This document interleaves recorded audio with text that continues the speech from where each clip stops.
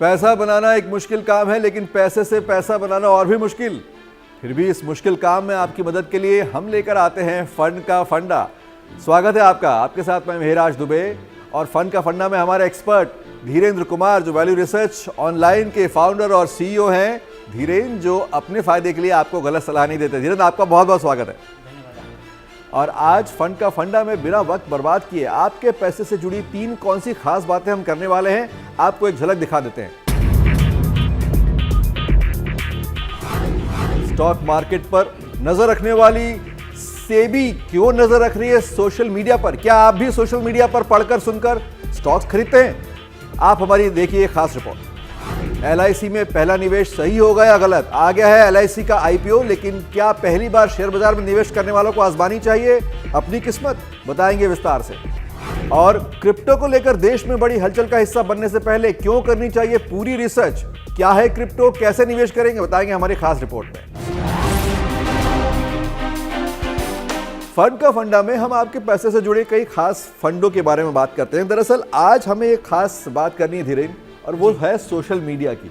अब आप बोलेंगे कि सोशल मीडिया और स्टॉक मार्केट का क्या नाता है?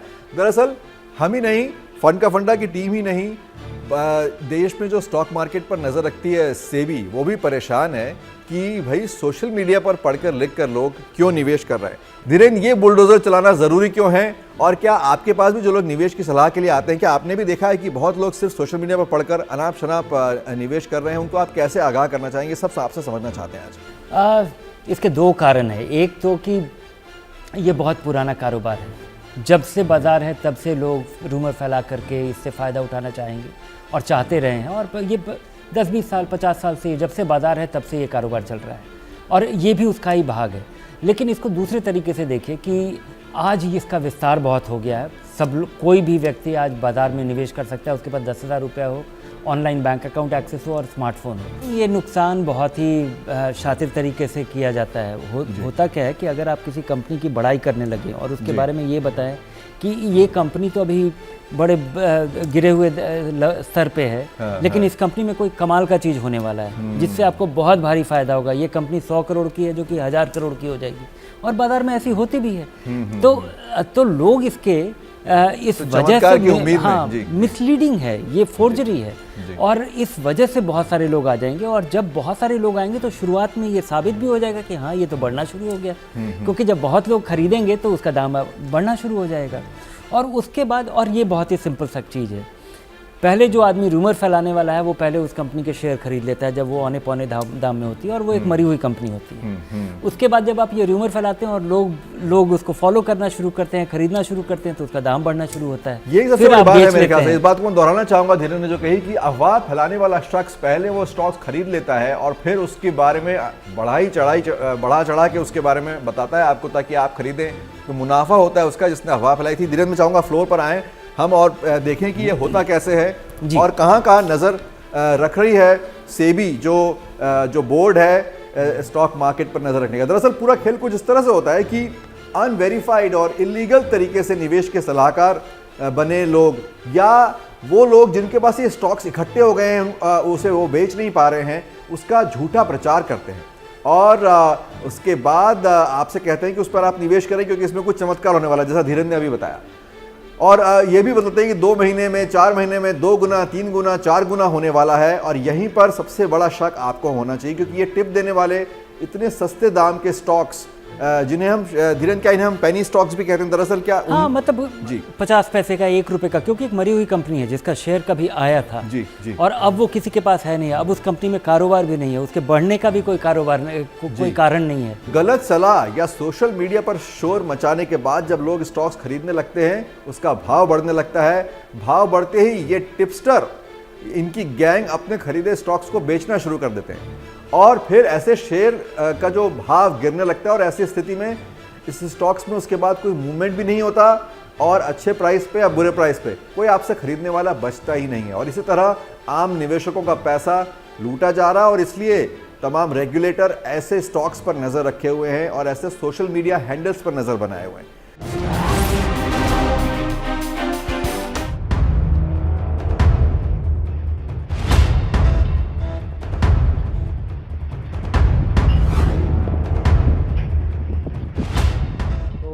कॉल आया था कि हम आपको सलाह देंगे जिससे आप प्रतिदिन 4 से 5 हज़ार रुपये, कभी 10 हज़ार रुपये कमा सकते हैं।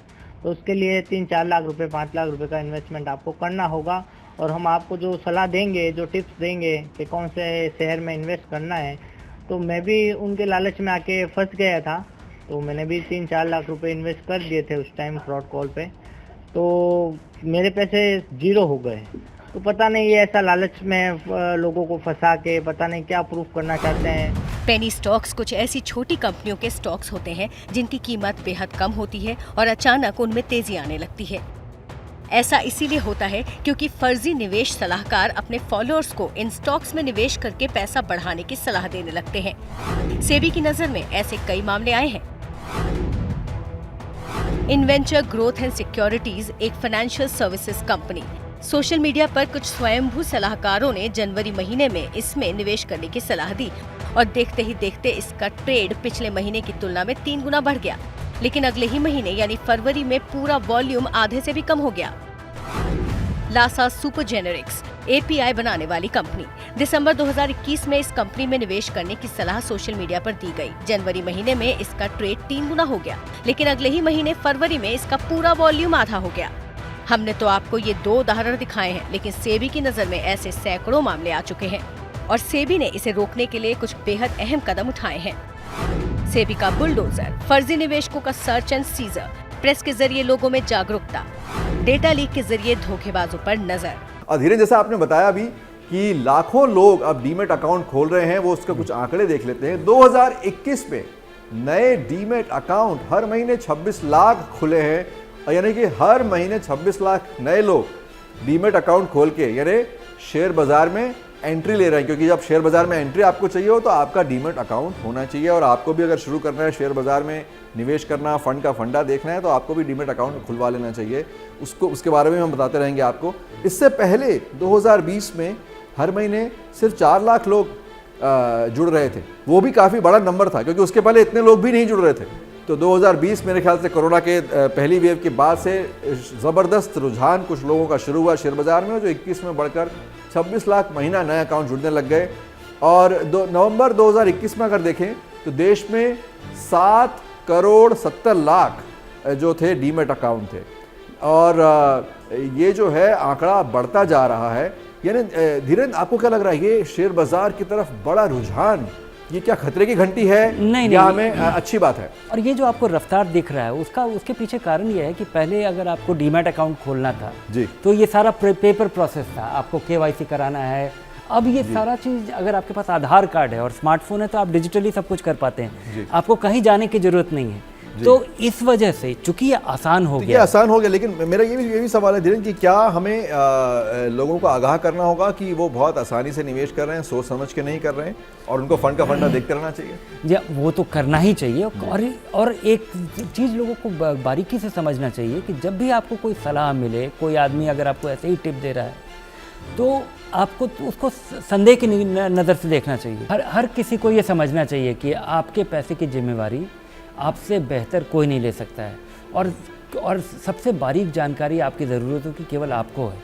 आप कितना रिस्क ले सकते हैं, कितना उतार चढ़ाव आप झेल सकते हैं, ये कोई सलाहकार नहीं आपको इसमें आपकी मदद नहीं कर सकता। तो कोई सलाहकार अगर आपको चमत्कार की उम्मीद दिखा रहा है तो बच के, क्योंकि पैसा आपका है, फंड आपका है और फंडा आपका ही होना चाहिए। दरअसल सबसे बड़ी इस वक्त चर्चा IPO की भी है। पिछले एपिसोड में हमने इस बारे में बात की थी, और आज फिर हम बात कर रहे हैं LIC के IPO की, यानी देश की सबसे बड़ी इंश्योरेंस कंपनी के शेयर बाजार में उतरने की। धीरेन्द्र, आपकी कोई 3-4 बड़ी बातें जो आप कहना चाहेंगे कि पहली बार अगर किसी को निवेश करना है तो कोई करे या ना करे। उसके बाद मैं पूछूंगा कि LIC कैसा है निवेश करने लायक, लेकिन अगर मेरा पड़ोसी 5 लाख रुपए LIC में डाल रहा है तो मुझे कितने डालने चाहिए, ये मैं समझना चाह रहा हूँ। नहीं, अपने पड़ोसी को देख करके ना तो आपको कभी पैसा लगाना चाहिए, ना LIC में लगाना चाहिए, ना इन्वेस्टमेंट करना चाहिए। आपको अपनी ज़रूरत के हिसाब से करना चाहिए, क्योंकि आपकी ज़रूरत बिल्कुल अलग हो सकती है। और जो लोगों का ये धारणा है कि आप यंग हैं तो आप रिस्क ले सकते हैं, आप बूढ़े हैं तो आपको रिस्क नहीं लेना चाहिए, ऐसी भी कोई स्थिति नहीं है। सबकी ज़रूरत बदल जाती है। अगर आप अगर यंग हैं और आपको लगता है कि आप किसी भी दूसरे व्यक्ति को लगेगा कि आपको अगले 20 साल के लिए निवेश करना है, लेकिन आपकी स्थिति बिल्कुल अलग हो सकती है। आप यंग हैं, आपने नौकरी शुरू की, आपने बचाना शुरू किया और आपको हो सकता है 2 साल के बाद आपको अपनी बहन की शादी के लिए पैसा चाहिए, तो आप लॉन्ग टर्म इन्वेस्टर नहीं हैं। आप अभी अपने रिटायरमेंट के बारे में आप ये 40 साल के लिए आप निवेश नहीं कर रहे, तो सबकी ज़रूरत के हिसाब से अपने निवेश का उसका रोड मैप होना चाहिए। दूसरा कि IPO में लगाना किसी के लिए अनिवार्य नहीं है, ये आसान तरीका है। हिस्टोरिकली लोग IPO में पैसा लगाते रहे हैं, लेकिन शुरुआत करनी चाहिए म्यूचुअल फंड से, क्योंकि ये जो डाइवर्सिफिकेशन का फ़ायदा है, अगर आप सोचिए कि आपने आपने बहुत शानदार IPO में पैसा लगाया, लेकिन हो सकता है IPO बंद होने के बाद अब लोगों को पता नहीं, ध्यान है कि नहीं, इन्फोसिस ये एक कंपनी है जिसकी कि 90 के दशक में इसका IPO आया था, और IPO आने के साथ ही ये धराशायी हो गया था।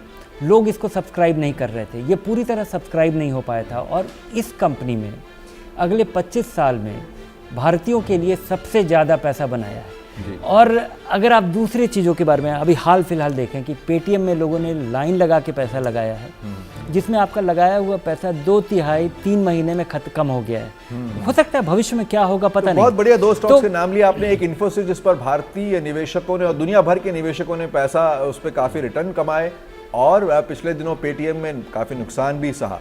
तो इसलिए आपको सोच समझकर अपने फैसले लेने हैं जब आप LIC में निवेश करें। और एक क्विक कमेंट धीरेन्द्र, LIC अपने आप में एक अच्छा स्टॉक होगा। मेरा कुछ भी पैसा, मेरी इकोनॉमी अपनी अलग जगह हो सकती है, लेकिन LIC निवेश करने लायक है या नहीं, इस पर आप क्या कहना चाहते मुझे लगता है, लेकिन मैं उसके 2-3 कारण हैं। एक तो कि LIC देश का सबसे बड़ा इंश्योरेंस कंपनी है, सस्ते दाम पे ही दिया जा रहा है, क्योंकि सरकार को अभी बहुत बार डिसइन्वेस्ट करना पड़ेगा, ये शुरुआत है जी। दाम भी ठीक ठाक माना जा रहा है। एक नज़रिए से देखा जाए तो शायद महंगा है, दूसरे नज़रिए से देखा जाए जो कि एम्बेडेड वैल्यू की चर्चा की जाती है, तो उस हिसाब से ये काफ़ी सस्ता है। अच्छा। दूसरा चीज़ कि जिस तरह से ओवर सब्सक्राइब हो गया है, 1 सवा गुना हो चुका है, और अभी 1-2 दिन अभी बाकी है जी। तो शुरुआती डिमांड भी अभी रहेगा, यानी सबको शेयर मिलेंगे भी नहीं, सबको नहीं मिलेंगे। और अगर और इतने बड़े इशू में इतना इंटरेस्ट होना भी काफ़ी अट्रैक्टिव माना जाएगा जी। अब हम बात करते हैं एक और निवेश की, जिसे क्रिप्टो करेंसी कहते हैं। क्रिप्टो में निवेश की, और फंड का फंडा आपको तमाम तरह से जानकारी लगातार आप तक लाता रहता है। आज हम बुनियादी जानकारी आप तक ला रहे हैं क्रिप्टो में निवेश को लेकर। देखते हैं क्रिप्टो का हमारा फंडा क्या है आज का।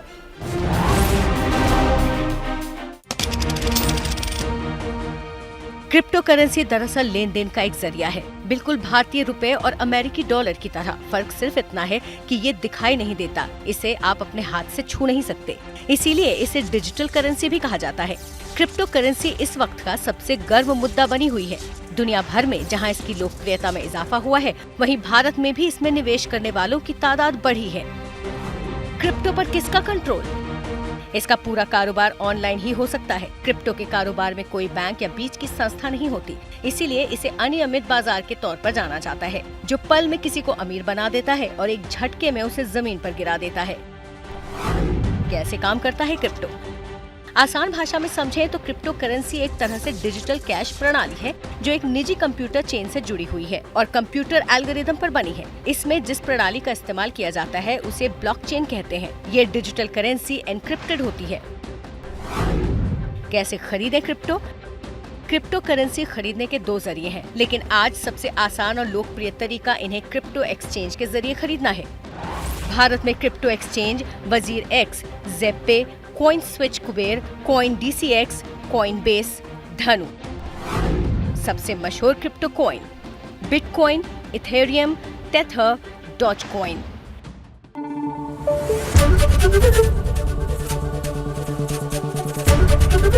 ABP न्यूज आपको रखे आगे।